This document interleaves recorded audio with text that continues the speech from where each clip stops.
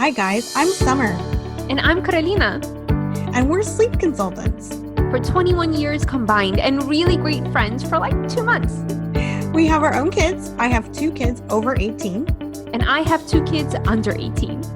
We have worked with over 1,000 families combined. That's a lot of kids. That's so many kids. And we also run our own sleep consulting practices and we mentor other sleep consultants. That's a lot of things that we do.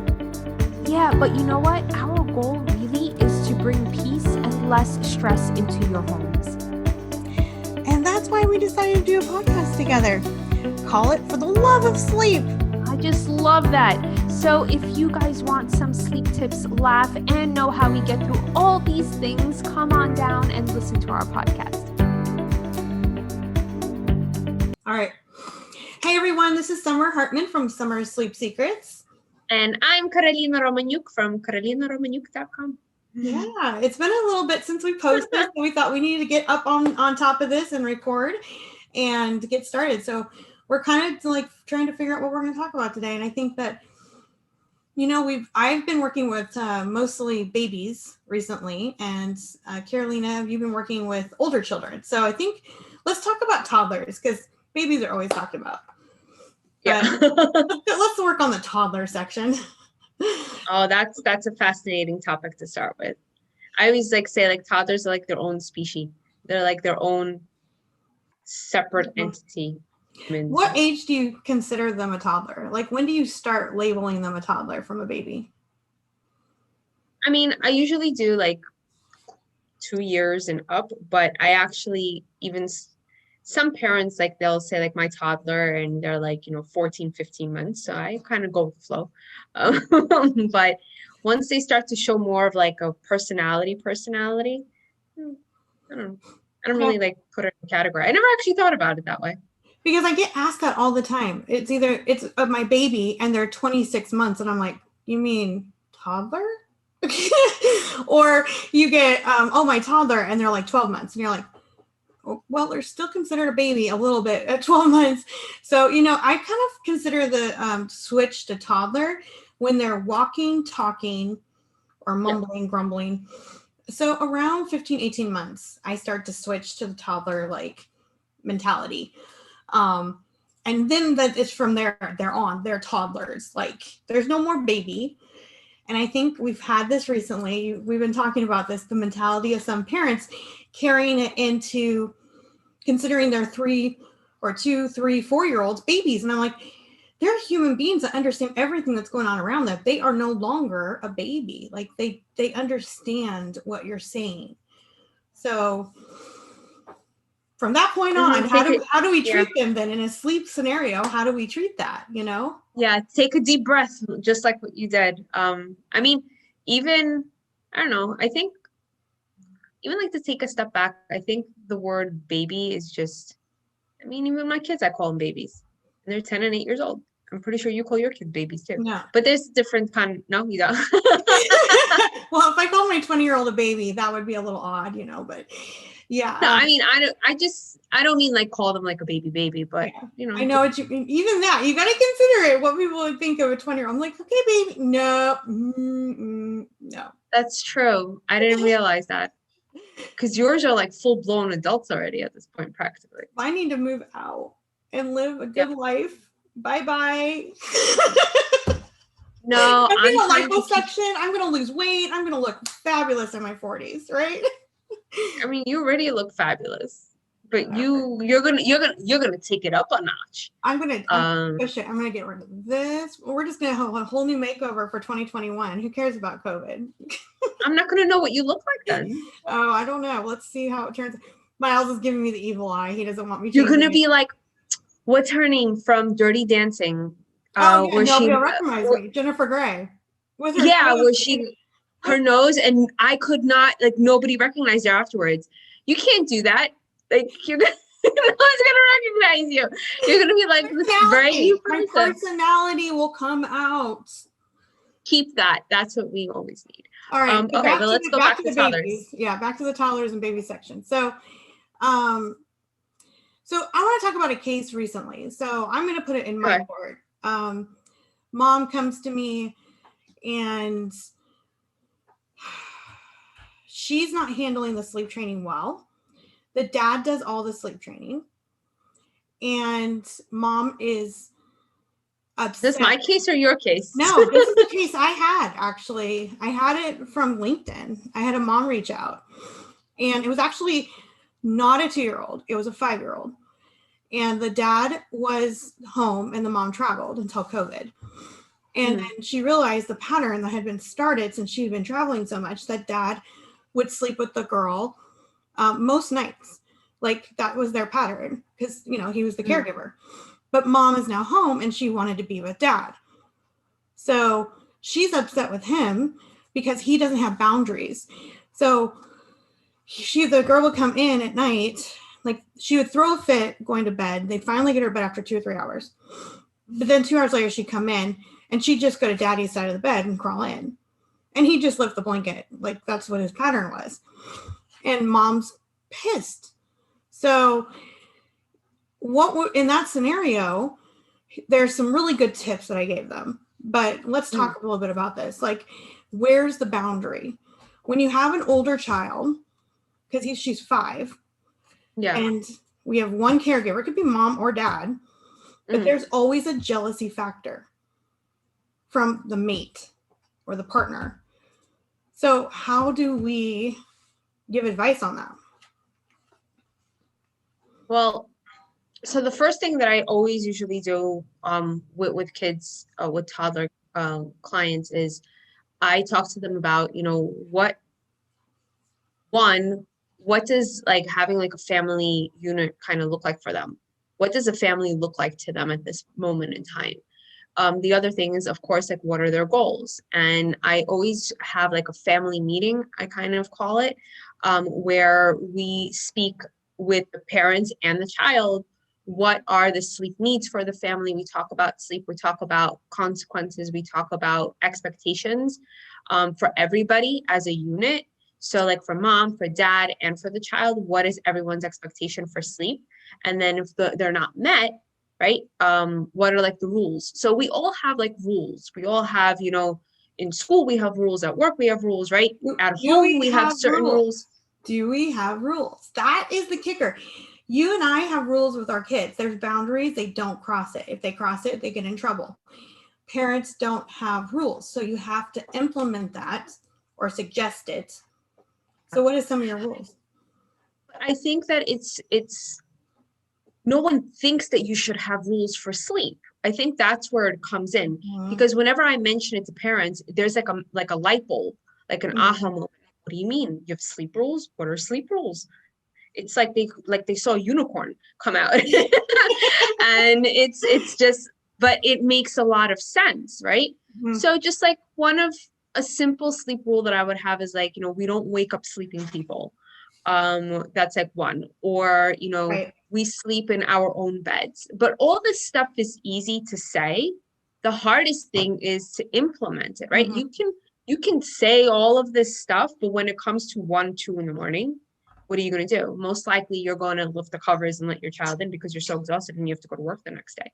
So I think the other factor is to also understand is how persistent toddlers are, and how like they don't really know, they don't understand, you know, obviously time. So if you tell them I'll be back in 1 minute, that means nothing to them. They're like, what's a minute, right? It could be like literally 0.5 seconds, or it could be, you know, much longer.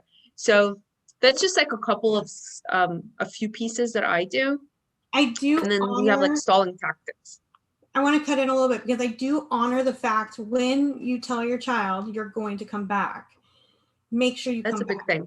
Because if you're just faking it out, then you're lying to your child, and children really catch on very quickly to lying. So make sure that you come back when you say. Now, it doesn't have to be in that 1 minute, but it could be in a time period that's reasonable. But honor the fact you said you would come back. So it's. I love that you say that. By 3 years old, they remember everything. My son remembers 1.5, which just sucks because he'll bring up things and I'm like, you heard that? You remember that? You know, because you don't think your kid's listening, but they might have a memory like my son where they remember far back. So go back, make sure you follow through. just tell them, hey, I'm checking in on you just like I promised. And you can, rest your eyes. I've had some toddlers that the moment they hear the word sleep, they have like a massive, panic attack where they freak out. So there's certain words I don't even use. Yeah, like there's certain words I don't even use. But another thing that I realized is we tend to, with toddlers, because we think that, sorry, since I'm back in my apartment, the kitchen is literally right here, and my son is trying to grab a snack right now. No worries. So No worries. that's what you hear. What was I saying? See, now popcorn break. You were saying follow through. We were saying follow through. We were saying, well, probably not important. You could talk, and then maybe I'll remember. So, I mean, honestly, what we're talking about is not forgetting to go back to our children and follow through. Toddlers have, when I was actually just thinking about what you were talking about this is, I have a case from last Thursday, and I didn't charge her because there's sometimes I just get a client and I'm like, I'm not charging them because this is me too. Yeah. So she's a 2-year-old who's like bat crap crazy. Like he screams, and she'll say that. Her texts to me were like, he's livid.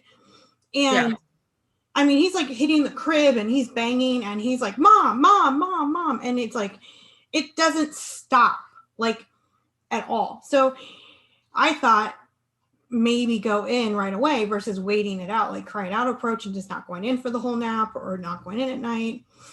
So I was having her go in and sit in a chair in the doorway and ignore him, but like she's there. So what does he do? This kid is so clever. I started laughing. He started going, Mom, I want to negotiate with you. Mom, I want to negotiate with you. He was using those words. He says, that's what I wanted to, that's what I was going to talk about. Are you kidding me? I'm like, he's negotiating? He goes, I'll give you my pillow if you come and hug me.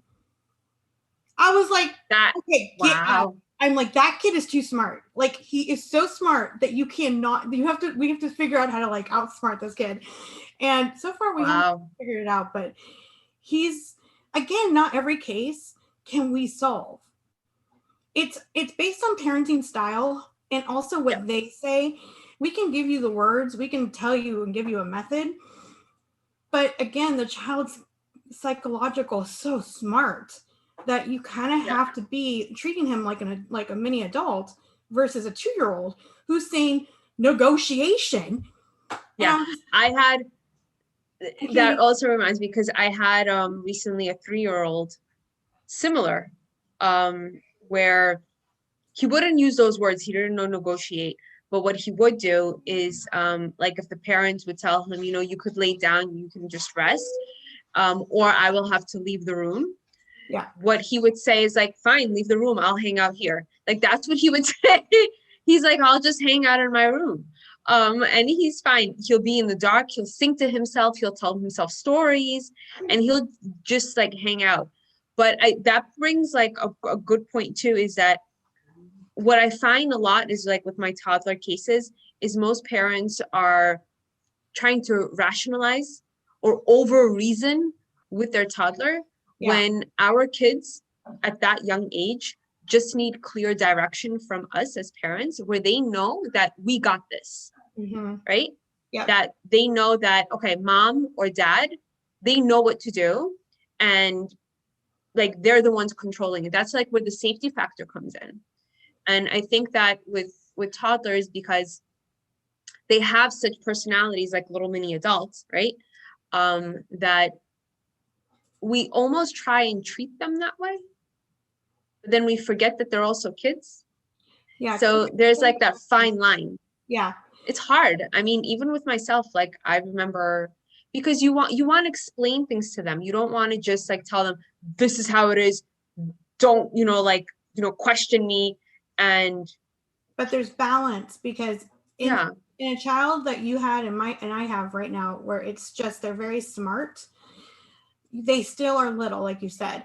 So like if he's saying I want to negotiate with you, and yeah, it throws you for a loop when he says a big word like that, but you just say I'm not negotiating with you, it's bedtime. That's clear. I acknowledged your comment, but it's still bedtime no matter what. And I don't care. And actually, a lot of times people are like, oh, they need to sleep. And I'm like, I don't care if they sleep. If they don't sleep for their nap, they had playtime in their bed. But I got a break. A lot of times we have to have that, clear understanding, that break. Yeah. And nap time doesn't necessarily mean sleep. It just means they have to take a pause. Like quiet time or like chill out time. Yeah. Yeah, I do the same because like some toddlers, they just skip naps. Yeah. Or they don't take them. But I always like tell my clients that, even us as adults, we need like just chill out at a certain point in time. You're not like the Energizer Bunny. You can't keep going, and not expect to crash. And usually our kids crash around like 3 or 4 o'clock. So if they don't take a nap, but at least at that same time, you just give them like mellow out time. And what I usually tell parents is like, just do an activity or something that has no batteries. Like something that has no batteries. Buttons are okay, but no batteries. Just clear your mind. Drive around because they can put, and this is one friend told me this years ago, and if she watches this, she'll laugh. She said, Summer, if I can give you one tip about having babies, never turn on kid music. She's like, don't ever turn on lullabies in the car. Don't turn on kid music. That's like, because every time they get in the car, they're going to want to listen to that music and it's going to drive you batty. She's like, so just put your music on that you like, that you want to listen to, and your kids will adjust and love what you have. So if it's oldies, but don't put kid music in. And that's true. I actually like really my time in the car was for me. Like, you're in your car seat. I'm sorry, you can sleep, you can sit there, you can look around at the window, but like that was my time. So yeah, that was a great lesson in her. She had like she was 5 years ahead of me in kids. So she had 3 that were above 5 when I first had my newborn. So, it was that's a great tip. Yeah, that was a great tip, because then this is in 2000. So when we actually put DVDs into the car, the kids would have headphones and they would listen to their own movies in the car, and we would still listen to our music. So, there's things around it. But I think the reason I bring up the car, though, is because so many parents drive their kids around for naps. And I get it. I totally get it. I get it. I did it. I did do it because I didn't have this training. I didn't have the education I have now, but I wanted out of the house and I knew they were tired. So I was like, yep, we're driving around to like the furthest park in Cincinnati. We were on the west side. We were going to the east side. It was like a full hour drive. And I knew they would nap and we'd go to the park. They would play their little hearts out. They love the parks because I took them everywhere. And then they get in the car and they take another nap on the way back. It was the best thing ever. It doesn't mean we should do that necessarily, but what you want your children is to have balance. So if you have them nap in the car one day, oh well. If you have them nap in, what we really want though, is that you can say, okay, lunchtime is now, and you're taking your nap, and you can put them in their crib on a days you're at your home, and it's not a fit. Yeah. And if you feel like going out to Wendy's and getting them chicken nuggets and having them eat and then take a nap in the car to the park, that's okay too. But it's like broken up. Yeah, no, I love that you're saying this because I have like a rule. It's like an 80-20 rule I always talk about. Because when I first started in pediatric sleep, it was hard for me. In the fact that because so much, I would literally like tell my husband, like, hello, you know what time it is? Like, we gotta leave. Like, they gotta be in bed. I have to do a pre-prep. It's like I have to have them in bed by like 15 minutes, or like, come on, like we gotta go. And then he's not gonna say anything. So but I got to a point where I'm like, this isn't living. Right. This is just like going through the cycle of it. And I'm like, I can't do this. If I can't do this, I can't tell my clients to do this. So I always talk about what you're saying, where it's like, majority of the time, if you can kind of follow through with it, and then once your child is really sleeping really great, you can have life, and you can fall asleep on the way wherever you're going, and then, they'll be back. Yeah, it's just and that's why I love talking to you and having this discussion, because I think that people need to hear it, that there's balance with everything. I think we're done for today because you have another meeting with a consulting job, Yes, right? I do. So No, we're not gonna a consultant, a new client. new client. All right, so we're gonna head out for today. I really appreciate you coming on, and well, basically this is our show together. So we It finally sat is. down and got it done. But we always do it in the evenings. So like Yeah, you guys, well, for me it's the evening, for you it's like the afternoon. So you see like the moonlight time yeah, um in like bedtime. Eastern. It's like Yeah, bedtime. but And we usually get together around 4:30 and you 7:30. So all right. So we will, if you like what you hear from us, and we will start to be a little more regular, because I'm on the West Coast, she's on the East Coast, so our time's always kind of a little bit off. But we try to post these on Thursdays, and so subscribe for sure. So just hit the button below and subscribe, and you'll see that we have more coming out. So it goes ding. all right. So it was a good topic today. We'll chat later. Bye guys. Bye.